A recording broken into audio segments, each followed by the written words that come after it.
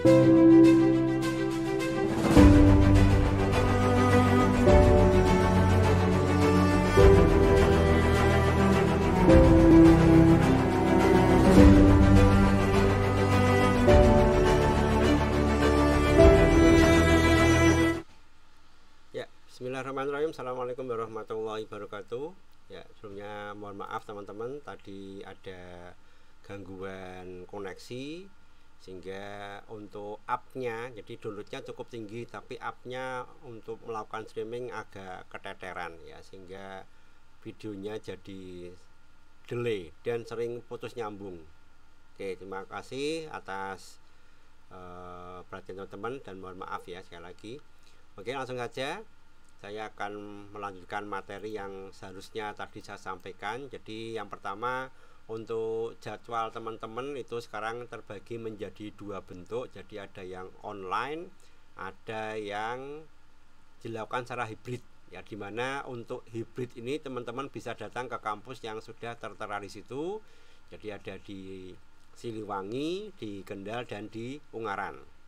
Jadi monggo kalau yang mau hadir datang ke kampus yang ada di tempat yang sudah disebutkan. Atau kalau misalnya terlalu jauh, misalkan teman-teman yang Serpong misalnya atau Ambarawa ke Ungaran terlalu jauh, bisa tetap melakukan secara online. Jadi hibrid ini dibuka dalam dua jalur ya. Jadi bisa online dan juga bisa offline. Nah monggo kalau pengen mungkin sewaktu-waktu bermain datang ke kampus silakan. Tapi kalau pengen memang nyaman hanya cukup di rumah saja, bisa teman-teman lakukan lewat online juga. Semuanya nanti tetap komunikasi lewat Disiakat ya, begitu. Nah kebetulan kalau saya tidak masalah karena semuanya serba online ya. Jadi baik yang di Ungaran, Kendal maupun yang ada di Siliwangi, Semarang, semuanya dilakukan via online. Jadi teman-teman hanya masuk hari apa itu? Hari Rabu Kamis ya. Sorry. Harinya datangnya kampus hari ya, betul, hanya datang ke kampus Rabu Kamis kalau memang pengen hadir ke kampus ya. Nah itu ada juga beberapa yang dilakukan secara full online juga. Oke, itu untuk awal yang perlu saya sampaikan. Kemudian untuk perkenalan, sepertinya kita sudah pernah ketemu ya di beberapa perkuliahan sebelumnya. Jadi saya rasa tidak perlu banyak perkenalan yang saya sampaikan. Hanya saja nanti silakan teman-teman bisa masuk ke grup WA. Cek Disiakat itu sudah ditambahkan ada grup WA, gabung grup WA untuk masuk ke sana. Bisa melalui awal begitu teman-teman masuk ke perkuliahan, jadwal perkuliahan, atau juga bisa masuk dulu ke dalam kelasnya. Nanti di pojok kiri atas ya, di pojok kiri atas itu ada menu yang untuk pertemuan 1, 2, 3 dan sebagainya sampai 16.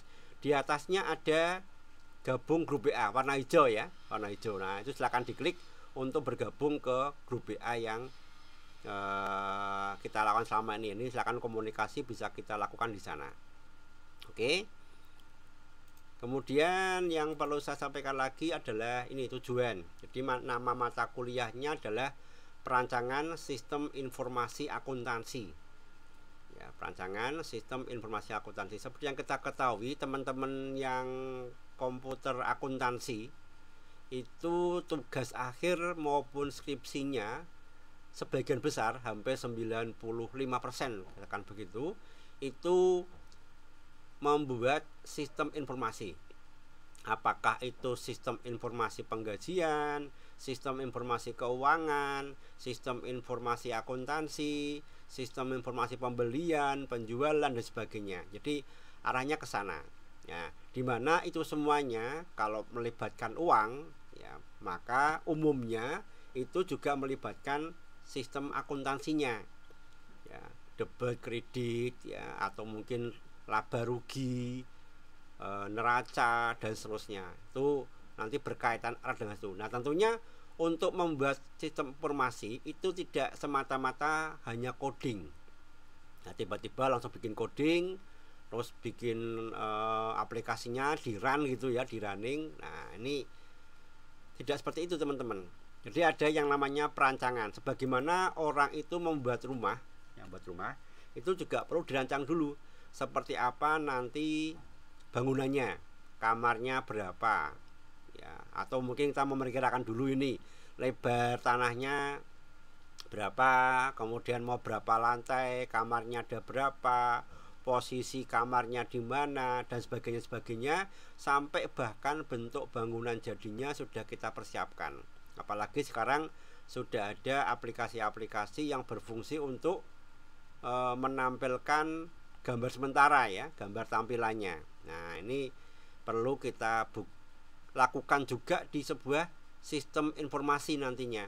Jangan sampai setelah sistem informasi ini dipakai, digunakan, malah membuat celaka, ya, membuat celaka atau bahkan tidak sesuai dengan yang diinginkan. Misalkan kayak rumah tadi, barangkali nggak usah digambar, boleh-boleh saja, ya, langsung beli bata, semen, pasir dan sebagainya, langsung dibikinkan. Oke, bisa jadi, tapi bentuknya mungkin tidak sesuai dengan yang diharapkan. Bongkar pasang barangkali, ya, bongkar ini pasang lagi, bongkar pasang ini, karena memang tidak sesuai dengan yang diinginkan di awal. Atau bahkan tadi begitu digunakan malah ambruk bangunannya, kan celaka jadinya. Nah, sama di sistem informasi pun juga menggunakan pola yang seperti itu. Makanya ada namanya perancangan sistem informasi. Nah, ini khususnya untuk teman-teman yang ada di akuntansi, ya, nanti kita arahkan ke akuntansinya. Nah, selain nanti kita bicara mengenai perancangan, tentunya kita perlu belajar dulu yang namanya konsep. Ya, konsepnya sistem informasi itu seperti apa, kemudian perancangan atau analisisnya untuk membuat sistem informasi, metode dan sebagainya itu menggunakan seperti apa. Ya, paling tidak nanti kita akan mencoba belajar lagi mengkombinasikan antara flowchart yang dulu pernah teman-teman pelajari waktu di mata kuliah logika algoritma. Ya, kalau dulu flowchartnya dipakai untuk membuat coding, ya.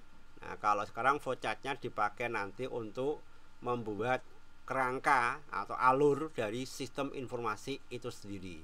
Kemudian yang tidak kalah penting adalah database. Nah, di mana database ini digunakan untuk menyimpan datanya, ya, data teman-teman yang inputkan, ya, modal, saldo, kemudian pembelian A, B, C, D, ya, dan sebagainya, itu juga perlu disimpan, ya, supaya kalau nanti di kemudian hari kita butuhkan data itu masih ada atau terupdate. Nah, ini butuh sebuah rekayasa, butuh sebuah sistem untuk melakukan hal-hal tersebut. Kemudian untuk penilaian, nah, ini perlu saya sampaikan juga seperti biasanya. Yang jelas nilai itu didapatkan dari 3 hal. Yang pertama adalah tugas, ujian mid, dan ujian akhir. Ya, tugas itu 30% bobotnya. Kemudian untuk ujian mid juga 30%. Nah, sedangkan untuk ujian akhir 40%. Nah, tapi nilai ini baru bisa keluar kalau teman-teman melengkapi kehadiran, ya, kehadirannya. Nah, kalau pengen aman, kehadiran harapannya di atas 75%, ya, atau minimal 75% atau 12 kali hadir di perkuliahan ini. Kemudian kalau bobotnya kehadiran 50-75%, ini biasanya ada tugas tambahan. Nah, yang penting kehadirannya jangan sampai di bawah 50% ya, teman-teman, ya. Karena siakatnya sekarang auto lock, ya, di auto dikunci. Saya pun sebagai dosen tidak bisa mengubah nilai, tidak bisa memberikan nilai kalau kehadiran kurang dari 50%. Ya, begitu terdetek teman-teman kehadirannya kurang dari 50%, maka nilai yang muncul hanya R. Dan sekali lagi dosen tidak bisa mengubah itu. Nah, makanya satu, pastikan bisa hadir minimal 75% atau di atas 50% minimal, ya. Cuma kalau di atas 50% ya di bawah 75 nilainya barangkali nggak bisa maksimal, ya. Ya, jadi kalau nilainya di bawah 50% maka sistem akan R. Jangan lupa selalu melakukan presensi di hari yang sama sampai dengan pukul 23.59. ya, atau kalau nggak ingin terlewat begitu masuk ke siakat segera presensi dulu aja lah ya, dengan cara tentu saja menggunakan review ya. Nah, reviewnya biasa menggunakan mawar, harapannya memilih mawar yang positif ya, merah lah syukur ya, jangan sampai ya, harapannya nggak sampai hitam lah, kecuali kalau memang dosennya keterlaluan, misalnya tidak menjawab ya, tidak merespon dan sebagainya, grup ya tidak ada yang mengkoordinasi. Nah, itu baru mungkin bisa menggunakan mawar hitam. Tapi kalau misalnya masih ada komunikasi ya, sebaiknya gunakan mawar yang selain hitam gitulah ya. Itu teman-teman ya, itu untuk penilaian. Saya lanjutkan kembali. Nah, ini materi yang nanti akan kita bahas di depan. Ada beberapa hal yang akan kita coba bahas atau kita diskusikan. Yang pertama adalah tentang karakteristik dan definisi dari sistem itu sendiri. Apa itu sistem, definisinya apa, kemudian bisa dikatakan sistem itu yang seperti apa. Nah, ini akan kita bahas di sini. Kemudian yang kedua adalah data, informasi, dan pengetahuan. Ini perbedaan ini mungkin pernah dibahas di sistem informasi manajemen barangkali ya. Nanti refreshing aja. Apa itu data? Beda enggak data dengan informasi? Kemudian ada lagi satu pengetahuan. Nah, ini nanti kaitannya apa antara data, informasi, dan pengetahuan. Nah, kemudian kita baru masuk ke sistem informasi. Macam-macamnya tentu saja ya, macam-macam dari sistem informasi itu apa. Kemudian yang keempat berkaitan dengan teknologi informasi, karena untuk membuat sistem informasi dibutuhkan yang namanya teknologi informasi. Yang berikutnya adalah metode pengembangan sistem. Jadi kayak tadi yang saya sampaikan di awal, untuk merekayasa, untuk membangun sistem itu dibutuhkan metode, cara, langkah-langkah. Nah, langkah apa yang kita tempuh itu ada berbagai macam variasi. Ya, nanti ada ini bawahnya nih, ada SDLC ya, System Development Life Cycle, jadi siklus hidup dari sistem. Kemudian ada yang menggunakan namanya RAD, Rapid Application Deployment ya, development. Kemudian ada juga yang menggunakan namanya prototype ya, model prototype. Kemudian ada juga yang menggunakan model ya, pokoknya beli aja lah ya. Nah, jadi daripada susah-susah membangun sistem, udah beli aja sistem yang udah jadi, yang udah jalan, yang sudah ada di lapangan, tinggal diambil saja. Nah, itu contoh bagaimana metode yang nanti kita gunakan. Nah, nanti akan kita bahas tersendiri mengenai SDLC, walaupun juga nanti kita bahas mengenai prototyping, karena umumnya untuk membangun sistem ini pakainya SDLC. Oke, ini materi yang akan kita bahas ke depan mengenai perancangan sistem informasi akuntansi. Dan model ini, metode ini tidak hanya digunakan di akuntansi, sebenarnya umum ya. Jadi hampir di semua sistem informasi menggunakan model-model itu tadi. Ada prototype, ada SDLC, ada RAD, atau sekarang juga muncul namanya pengembangan berbasis objek. Nah, itu juga memungkinkan, apalagi kalau kita menggunakan aplikasi-aplikasi yang pakai framework visual, itu umumnya sudah menggunakan objek. Maka arahnya nanti bisa juga ke sana. Nanti kalau ada waktu kita singgung ulang ya mengenai objek itu. Ya, mengenai akses materi seperti biasa, nanti tetap yang utama di siakat ya, siakat.co.id. Di tiap kali pertemuan kuliah, selain video YouTube yang nanti bisa kita saksikan bersama, interaksi, juga ada materi mengenai PowerPoint-nya atau PDF-nya. Jadi PDF sudah saya tempelkan juga di sana, termasuk yang hari ini. Nanti silakan teman-teman bisa download di situ. Untuk ya hari ini baru bicara mengenai kontrak kuliah ya. Jadi apa yang nanti akan kita diskusikan, kita pelajari ke depan. Nanti berikutnya tetap sama, di tiap pertemuan akan saya tempelkan juga materi baik video maupun materi dari PPT-nya. Dan yang kedua, Teman-teman juga bisa mengakses di blog saya abaopik.edublog.org, termasuk mata kuliah yang sekarang kita pelajari juga saya tampilkan di sana, lengkap dari pertemuan 1 sampai dengan pertemuan yang terakhir. Apa yang kita bahas di perkuliahan itu pada perancangan sistem ya. Mata kuliah perancangan sistem. Oke, lanjut. Nah, kita masuk dulu ke perancangan ini. Sering mendengar kata perancangan ya, perancang. Perancangan ini kata umum, kata kerja yang banyak dipakai di banyak bidang. Industri juga ada perancangan. Tadi membangun juga pakai kata perancangan ya.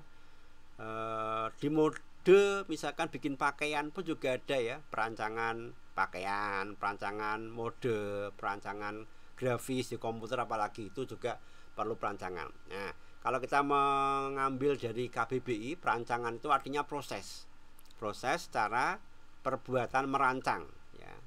Nah, merancang sendiri adalah mengatur segala sesuatu. Nah, artinya sebelum dilakukan ya, sebelum bertindak, sebelum mengerjakan, atau sebelum melakukan sesuatu, atau bisa dikatakan merencanakan. Jadi merancang itu merencanakan. Nah, makanya ini berada di awal. Sebelum teman-teman melakukan membuat aplikasi tadi, sistem informasi tadi, maka perlu dirancang dulu. Siapa penggunanya? Datanya nanti yang digunakan data apa saja? Kemudian tampilan formnya seperti apa misalnya ya.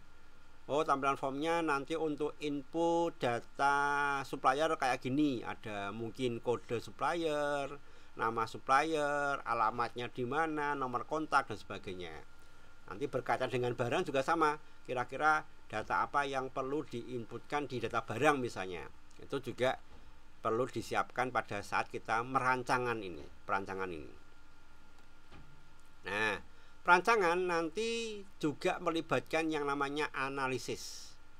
Bukan analisa ya, tapi analisis sebenarnya. Analisis jadi penyelidikan terhadap suatu peristiwa ya, bisa karangan, perbuatan dan sebagainya, untuk mengetahui keadaan yang sebenarnya. Nah, jadi kita perlu menganalisis ini. Manakala teman-teman mau membuat sistem informasi penggajian misalnya, maka perlu melakukan penyelidikan. Kira-kira penggajian itu prosesnya seperti apa? Kok bisa muncul angka gaji sekian juta misalnya ya, sekian ratus juta, itu dapatnya dari mana? Oh, ternyata ada misalnya gaji pokok, ada absensi, tunjangan kehadiran ya, ada lembur, ada tunjangan jabatan barangkali dan sebagainya. Nah, perhitungannya gimana? Gaji pokok misalnya, kalau yang golongannya sekian, maka gaji pokoknya ini. Golongannya sekian, gaji pokoknya ini. Nah, ini artinya perlu penyelidikan gitu ya, untuk mengetahui keadaan yang sebenarnya. Makanya sebelum teman-teman TA atau skripsi itu diawali dulu dengan magang biasanya. Nah, magang ini sarana untuk, walaupun tidak harus ya, kalau yang D3 sih harapannya begitu magang nanti hasil tugas akhirnya adalah sebuah sistem yang digunakan untuk mengatasi masalah di tempat magang. Tapi kalau yang S1 bisa beda. Artinya bisa jadi magangnya di A tapi nanti sistem yang dibuat di B. Cuma kan masalahnya harus 2 kali kerja ya. 2 kali kerja, harus nanti magang sendiri, harus pada waktu membuat sistemnya di B misalnya. Berarti Anda juga harus menyelidiki ini, menganalisa. Kalau menganalisa paling tidak Anda harus ke sana kan, bertanya, mengamati situasi yang ada di lapangan, mempelajari, baru kemudian nanti Anda bikin sebuah aplikasi untuk mengatasi masalah yang bersangkutan. Ya, ini analisis. Yang kedua, analisis juga berarti penguraian suatu pokok atas berbagai bagiannya dan penelahan bagian itu sendiri serta hubungannya antar bagian untuk memperoleh pengertian yang tepat dan pemahaman arti keseluruhan. Kurang lebih sama dengan yang di atas ya. Di menelaah, memperoleh pengertian yang tepat. Yang ketiga, penjabaran sesudah dikaji atau dikaji sebaik-baiknya. Dan yang terakhir, pemecahan persoalan. Ya, pemecahan persoalan yang dimulai dengan dugaan akan kebenarannya. Ya, jadi wah ini kok ada masalah ya, nih misalkan. Nah, kemudian Anda memecahkan masalah tadi. Jadi semuanya berangkat dari masalah. Sistem informasi itu dibikin pasti dari adanya masalah. Ya. Masalahnya, oh dulu hitungannya manual Pak, misalnya. Dia harus pakai kalkulator dan sebagainya. Oh ini prosesnya Pak, karena tempatnya, lokasinya berbeda-beda, manakala harus membuat atau menampilkan laporan harus tanya sana, tanya sini, ke sana, kemari, ke kota lain misalkan. Nah ini kan juga membutuhkan waktu yang cukup lama, ribet ya. Ya tidak bisa real time. Nah, masalah-masalah kayak waktu, kemudian keefisienan, terus berkaitan dengan apa namanya proses yang dilalui, itu bisa digunakan sebagai dasar dari kenapa sebuah sistem informasi itu dibuat ataupun dirancang gitu. Ya, oke. Itu mengenai apa yang kita buat. Nah, saya rasa itu dulu teman-teman ya, nanti ini bisa kita bahas pada pertemuan sebelumnya aja lah ini nanti. Ya, barangkali itu untuk pertemuan hari ini yang bisa saya sampaikan ya. Terima kasih atas perhatiannya. Mohon maaf sekali lagi atas ketidaknyamanannya karena tidak bisa melakukan perkuliahan secara live streaming. Manakala nanti ada pertanyaan dan sebagainya, silakan bisa kita diskusikan di grup WA ataupun di fungsi chat yang ada di Siakat ya. Terima kasih, ketemu lagi pada pertemuan yang akan datang. Saya akhiri, wassalamualaikum warahmatullahi wabarakatuh. Jangan lupa like and subscribe.